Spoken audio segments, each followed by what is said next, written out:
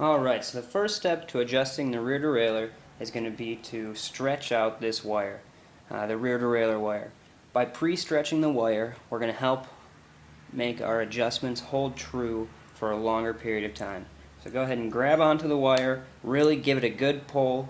This is especially important with a new wire. With an old wire you might not feel too much of a stretch, but really give it a few good pulls. You can see I pulled pretty hard on it by the indents there. After we stretched out the wire, we're going to go ahead and thread in our barrel adjuster here so that we can tighten up the wire. After we've threaded in our barrel adjuster, I'm going to take an Allen wrench and tighten up our wire here. I like to pull this wire about as tight as I can with my fingers and then tighten it down. After we've tightened our wire there, next we need to set our limit screws. To properly make the high limit adjustment, first we need to take off this wire tension so that it doesn't interfere with our adjustment at all. So to get the wire tension off of the wire here, push in on the derailleur with your thumb so it goes up into the easier gears here. After pushing it up into the easier gears, you should be able to easily pull the wire out of the cable stop. After disconnecting our wire tension, now it's time to set our high limit screw. These two screws on the derailleur here limit how far up and down the derailleur can move on the cassette here. The high limit is going to control how far down the derailleur can come to your high gears, and the low limit is going to control how far the derailleur can shift up into your easiest gears. These are pretty important adjustments because they keep the chain from coming down onto your frame here and scratching it up, and also low limit keeps the chain from falling into the spokes, possibly breaking a spoke or chewing up the chain. So if we screw the high limit in, it should make it so the chain will not ride in this easiest gear if we thread it in far enough. So the chain's popped up there. Now we want to make the adjustment so that the chain will ride in the hardest gear. So we're going to unthread the high adjustment screw just a little bit at a time until the chain falls down into that easiest gear.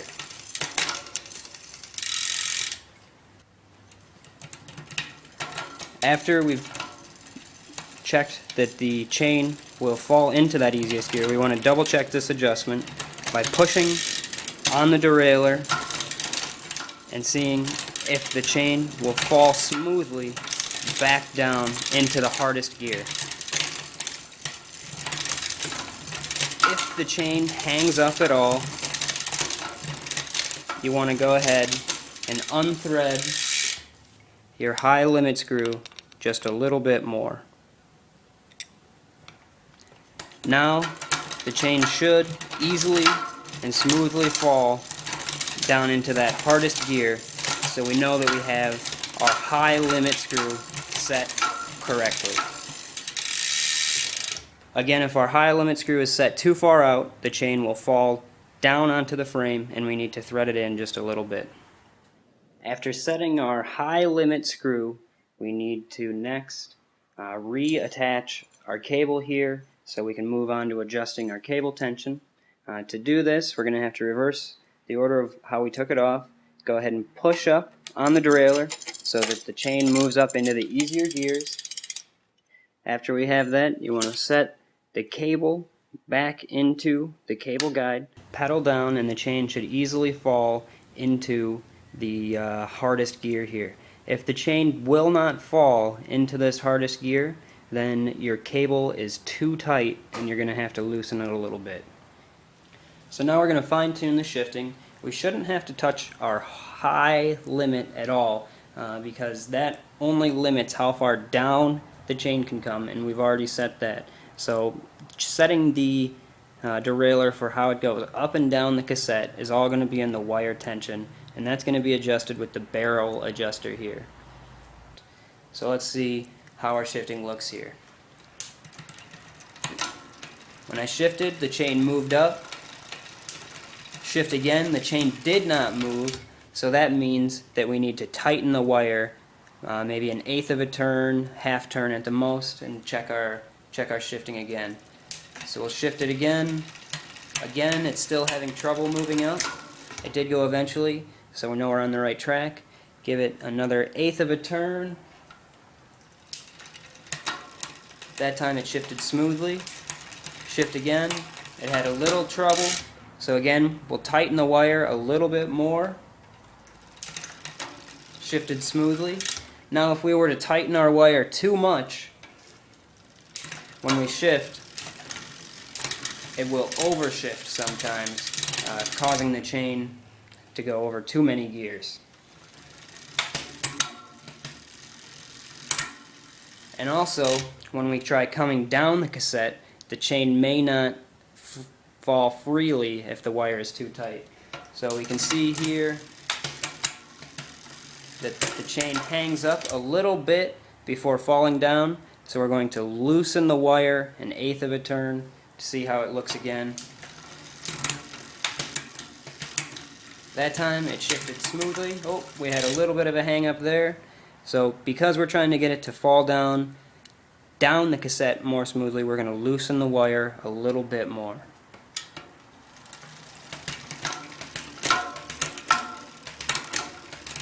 Now the chain seems to be moving down freely. We'll see how it moves up the cassette.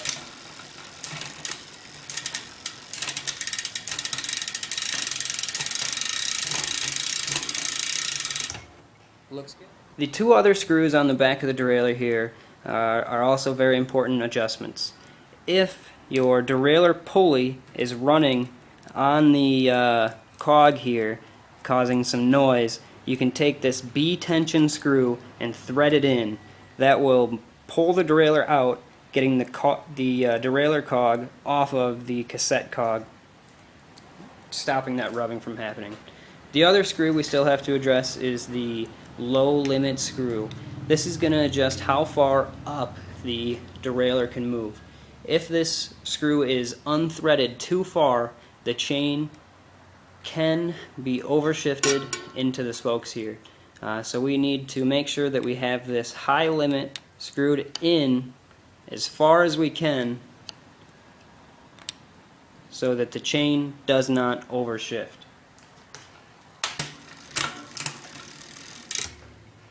If your limit is unthreaded too far, you'll see that there's some play in the derailleur as it tries to overshift. We want to make sure there's none of that play, so to get rid of this play in the derailleur here, we're going to thread the high limit in just a little bit. Now we can see we've gotten rid of that play. We can double check by trying to push it over with the shifter. It shifts smoothly up into the gear. Now we know we've got our high limit, or excuse me, our low limit set correctly.